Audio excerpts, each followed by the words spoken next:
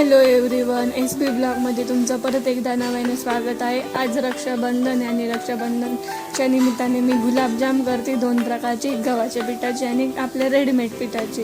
आणि खूप सुंदर गुलाबजाम केले, मस्त मस्त। तुम्ही पण या खायला। आणि नारळ पौर्णिमा आहे तर नारळी भात तर झालाच पाहिजे, खूप सुंदर वास येत होता।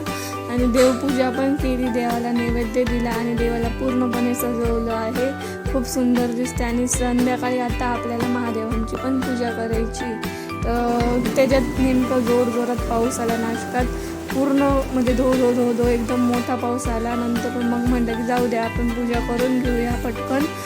तर महादेवांना मस्तपैकी सजवलं आहे, अभिषेक केला पूर्ण। दर सोमवारी उपास असतो त्यांना, पोथी असते तर मग पूर्ण पूजा वगैरे केली त्यांची आणि आरती वगैरे केली, ते पूर्ण सगळं रेडी केलं त्यांना। आणि खूप छान वाटत होतं मला आणि शांत वाटत होतं। आणि राख्या आणलेल्या, तर राख्या पूर्ण म्हणजे सगळ्या ठेवलेल्या मी। नंतर साडी वेअर केली, नंतर साडीची थोडे फोटो वगैरे काढले, व्हिडिओ काढले, कशी दिसत होती सांगा। भावाला लहान्या ओवाळायला आलेली मी इकडे जुन्या घरी, नंतर मोठ्या भावाला ओवाळलं मी। नंतर मग आता मी त्याला ओवाळलं, नंतर आता आम्ही जाणार आहे। माझ्या पप्पांना पण ओवाळायचं बाकी, तर मग आता त्यांना पण ओवाळायला चालली आहे।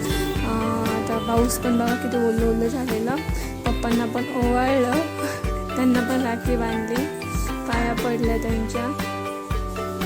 आणि छोटासा फॅमिली फोटो काढला। माझा भाऊ पुण्याला आहे, तर मग त्याला व्हिडिओ कॉल केलेला रक्षाबंधनचं। आणि आता हा माझा पूर्ण लुक बघा, मी कशी दिसते मला कमेंट करून सांगा। आणि नेहमीप्रमाणे मी क्लिक करते, कुठेही गेली तरी माझा स्वतःचा क्लिक राहतोच, तर बघा कशी दिसते। साऊथ इंडियन साडी वेअर केलेली, थोडे नखरे तर झालेच पाहिजे ना। चलो, आजचा ब्लॉग इथंच एंड करते। Thank you so much.